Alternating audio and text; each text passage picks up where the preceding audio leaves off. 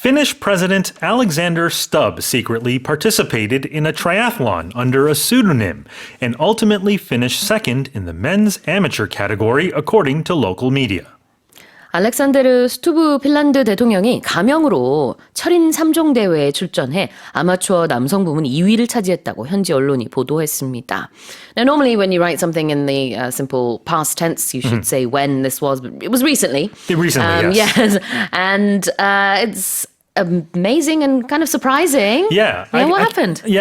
So what happened was a triathlon was held in this small town in Finland. And organizers noticed there was a mysterious name, and the name was only appeared as AS. So that's when they registered for the triathlon. When this person, this mysterious person, registered. And so the competition went on. And after it was over, they realized that AS, who had come in second in the men's amateur category, was actually the president of the country, 57-year-old Alexander Stubb. So he didn't publicly tell people that he was going to run. He did not. No. Which is very amazing, incredible that he finished second, but also the fact that he was able to do this without anyone noticing. I wonder how his security detail handled the situation. I don't think he was running with security or swimming with security. Well, that would obviously tip off a lot of people. His secret or his identity. But my understanding is in Northern Europe, this is very common for leaders to sometimes even bike to work. They mingle within society very easily, and people don't blink an eye. With that. So truly remarkable. I can't imagine the South Korean president or any other president, in fact, taking doing part in a this. triathlon. Well, I think they're just so high profile that people would notice in a heartbeat. Remind us what a triathlon is. Yes, a triathlon is now an Olympic event. It consists of, with the prefix tri, meaning three events, right? It's swimming, cycling, and running. And a lot of times people confuse this with the Ironman competition, which is a little different. Is it? But in Korean, I did say 철인 3종. That's what I was going to say. So 철인 Is it 3종 different? obviously comes from Ironman, right? The Ironman competition is a full-length triathlon. So the Olympic triathlon or a normal triathlon is a shorter distance for all of them. But the Ironman, for example, the running portion is a full marathon, whereas the triathlon is, I believe it's a 10K or correct me if I'm wrong. 750, no, actually. The swimming is 750 meters. Right. But the running is just a sprint, is what it says. So it must be well under the marathon course. Yeah. Exactly. Okay. 그러니까 보통은 Ironman competition, 철인 3종이라고 하면은 이 풀 마라톤을 포함한 장거리의 그런 레이스인데 지금 얘기하고 있는 트라이애슬론은 좀 더 단거리군요. 원래 그 Ironman competition에 비해서. It's a 5K run. 5K. Okay. So it's a fraction of the full marathon, which is, of course, 42 point blah blah blah kilometers. Yeah. 그죠. 기존의 그 마라톤보다는 훨씬 더 짧은 이제 5K 마라톤이 포함되어 있는 게 지금 얘기하고 있는 트라이애슬론입니다. 그래서 뭐 short distance triathlon이라고 부르는 기사도 봤고요. 뭐 짧으니까 상대적으로. Yep. Okay. So the president of Finland. 그래서 핀란드의 형용사가 Finish예요. And you could say the Finnish president finished second. But when you say Finnish, talking about of Finland, there's two N's. Yes. So when you talk about finishing something, it's only one N. The demonym of Finland would be Finnish with two N's, like you said. 그렇습니다. 자, 그래요. 그래서 핀란드의라고 할 때는 F-I-N-N-I-S-H, Finish이라는 표현을 쓰는데, 자, 핀란드 대통령이 본인의 이름을 그대로 수는 없어서 가명을 썼다고요? How would you express that in English? Right. So a fake name would be a pseudonym, right? Pseudonym. Because pseudo means false or fake. And of course, nym, N-Y-M, meaning name. And when you do something with a pseudonym, you do it under a pseudonym. Because I guess you're putting your name on a list. So you're under that list. I know a lot of well, I don't know, but I've heard that a lot of A-list celebrities in Hollywood, and I'm sure in Korea as well, when they book a room at a hotel, Yes. they don't reserve a room under their real name. They use a pseudonym. Yes. So it could be like, I don't know, Henry Brad Winkler. Smith. Yeah, sure. Okay. Instead of Brad Pitt. Yeah, or Right. Henry Winkler, whatever. So they use pseudonyms when they book things. Yeah, right? and it's for security reasons, Yeah, yeah, obviously. yeah. And there are websites that actually list A-list celebrities' pseudonyms at hotels that you can look into. Interesting. Okay. But this under is interesting because when you go to a restaurant and you have a reservation, the host or the hostess at the establishment will say, "Oh, what is the reservation? What name is a reservation under?" They always use. Yes, right? that's right. 자, 어떤 이름으로 예약하셨어요? What name is the reservation under? 그래서 어떤 이름으로 예약할 때 under라는 표현을 쓴다는 게 핵심 포인트고요. The president of Finland, he registered this triathlon competition under 어떤 이름으로?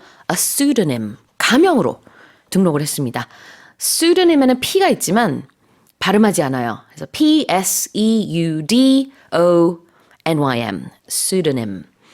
And ultimately, he came in second. Yeah, so ultimately would be finally, in the end, right? Other ways to say it, at the end of the day, when all is said and done. But what's interesting is this headline, it could have been written easily without the word ultimately. You could have just said, the Finnish president finished second. But when you include the ultimately in here, it sort of insinuates that a lot of things happened to get to that point of finishing second, where, of course, he had to put it under a pseudonym and he had to run. So ultimately, at the end of the day, he finished in second. 네, 최종적으로, 결과적으로, ultimately.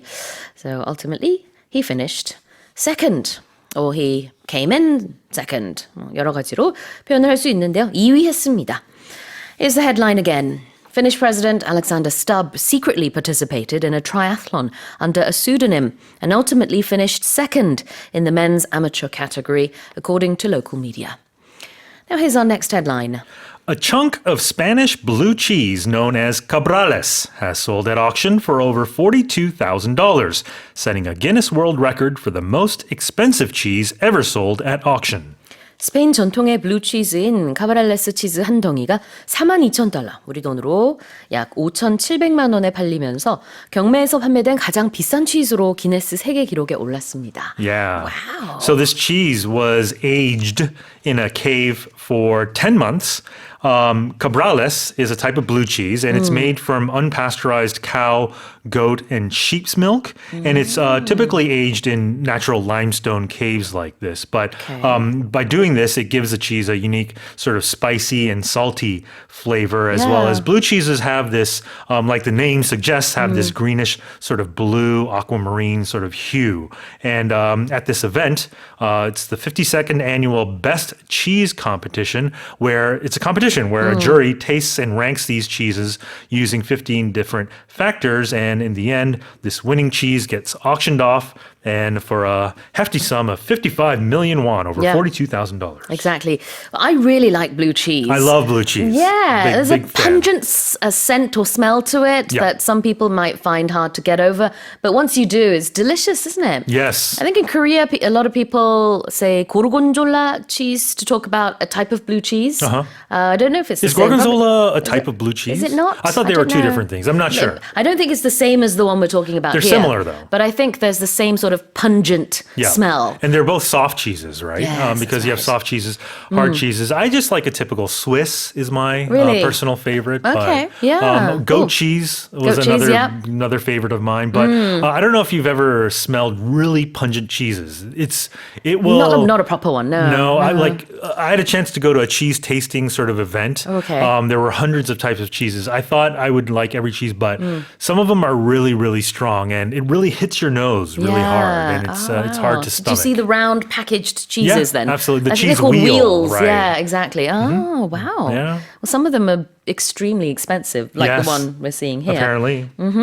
What's a chunk of something? Yeah, a chunk of something would be a thick, sort of solid piece of something, right? You could have it could be something tangible, like a piece of cheese or a chunk of rock. Yeah. But also with money, you say a chunk of change, a chunk Yeah. of cash that you can have. Sure. I think there's a chocolate brand where there are big chunks of chocolate inside the chocolate. Yeah. I don't know. So it's called chunk E or something. I don't know. Yeah. 덩어리가 많이 들어있다는 뜻이겠죠? Yeah, sure. And also English learners might actually have learned English using chunks sometimes. But not just memorizing words, but if you memorize chunks of words, then you're memorizing sort of phrases and things like that, right? Exactly. 우리 덩어리를 영어 배울 때도 많이 쓰죠, 이 표현을. 이거를 그냥 하나의 단어 따로따로 외우지 말고 묶음으로, 덩어리로 외우는 게 좋다라고 할 때 it's really useful to memorize chunks of words instead of just word by word. 그때도 많이 씁니다. 덩어리, chunk. Now, what about setting a Guinness World Record for something? Right. So a Guinness World Record, needless to say, right? Yeah. So when you become or achieve the best or most extreme result in any specific category, you set a record and you set it for something. Right. So you set the record for the longest running radio program at EBS, Morning Special. 그래서 set the record라는 게 기록을 세운다라는 뜻이고요. 만약에 기록을 깬다 하고 싶으면 break a record라고 하면 되겠죠. Right, here's the headline again. A chunk of Spanish blue cheese known as Cabrales has sold at auction for over $42,000, setting a Guinness World Record for the most expensive cheese ever sold at auction. Now let's move on to the final headline. Thai authorities are urging tourists and residents on Phuket's Caron beach to exercise extreme caution following reports of sightings of the blue dragon sea slug, a visually striking but highly venomous marine creature. 시각적으로는 화려하나 독성이 강한 해양 생물인 푸른 갯 민숭 달팽이가 푸켓 까론 비치에서 발견됐다는 보고가 나온 이후 태국 당국이 해당 지역 주민과 관광객들에게 이를 만지지 않도록 최대한 조심할 것을 당부했습니다. Yeah. This sea slug, it's beautiful. It is. If you've like seen a picture, it does look like the name is very descriptive. And the blue is a very sharp electric blue. Yeah. It's very pretty. It doesn't look like a slug, It even though doesn't- it's a sea slug. Yeah, it's not a color you normally see that occurs in nature a lot of times. So I can see how people might want to, if they come across one of these things, might want to touch it. 맞아요. 저도 Yeah. 그림을 보니까 이게 굉장히 쨍한 파란색이 아니 쨍하다기보다는 약간 파란색과 하늘색 중간 정도 에메랄드도 아니고 굉장히 예쁩니다. 어쨌든 오묘한 파란색이고 그 다음에는 약간 용처럼 생기기도 했고 도롱뇽 같기도 하고 뭔가 굉장히 독특하고 아름다워요. But they say don't touch it. Do not touch it. Oh, it's poisonous. Yeah, it could be fatal even Okay. because they release this venom. They sting you. But the sea slug, it's an invertebrate. So right. and it's found typically in warmer ocean waters around Australia, South Africa, and Europe. But I guess there have been sightings here in Phuket, which is a very big, of course, tourist destination. They're very small actually. They're usually about 2.5, less than 4 centimeters long. Oh, okay. But they are very aggressive. And of course, when you're swimming in the ocean, we are in their environment. So of course, we should take care of them. I can picture some curious kids in the ocean, maybe trying to look for snails and things like that, and then coming across this beautiful little blue thing and trying to pick it up with a fishing net. Don't do that. Yeah. No worse Dangerous. way to ruin your vacation than to be stung and going to pay a visit to the hospital. That's right. That's why health authorities in Thailand have they said to the people, please exercise caution. Yeah. So when we see these warnings, you exercise caution, right? And in this case, extreme caution. Yeah. So they're saying be careful, but be extremely or very careful and vigilant and, take every possible precaution to avoid harm or any mistakes. So again, this is a chunk that we could memorize together. Exercising caution. 같이 외우면 좋은 덩어리예요. 이게 뭐냐면은 조심한다, 조심하게 행동한다라는 뜻입니다. Exercising caution. 근데 extreme이 들어갔기 때문에 각별히 조심해라라는 뜻이죠. Yeah. So authorities in Thailand have urged people to exercise extreme caution. Why? Because they are venomous. Yeah. Venomous means 독이 있다라는 뜻이죠. Right. And this is despite being visually striking. Yeah, it's very tempting Yeah. because if something is striking, it's very noticeable. Sure. But when we talk about appearance, it's very impressive. We usually use it in a positive light. It grabs your attention, right? It does, yeah. So if something's visually striking, it attracts attention. Like the movie star's looks were striking, we would say. Visually, something that's visual, as we know, is something that you can see, and striking. 이게 굉장히 이제 강렬한 눈에 띄는 그런 의미가 있어서요. 아름답다라고 좀 해석할 수 있겠죠? 이 경우에는. Yeah, you're almost hit by their beauty. 그래요. If you run into an A-list celebrity, that aura of celebrity, it just hits you, right? Yeah, exactly. All right. Well, here's the headline again. Thai authorities are urging tourists and residents on Phuket's Caron beach to exercise extreme caution following reports of sightings of the blue dragon sea slug, a visually striking but highly venomous marine creature. And that's it for the headlines with Shane Harm.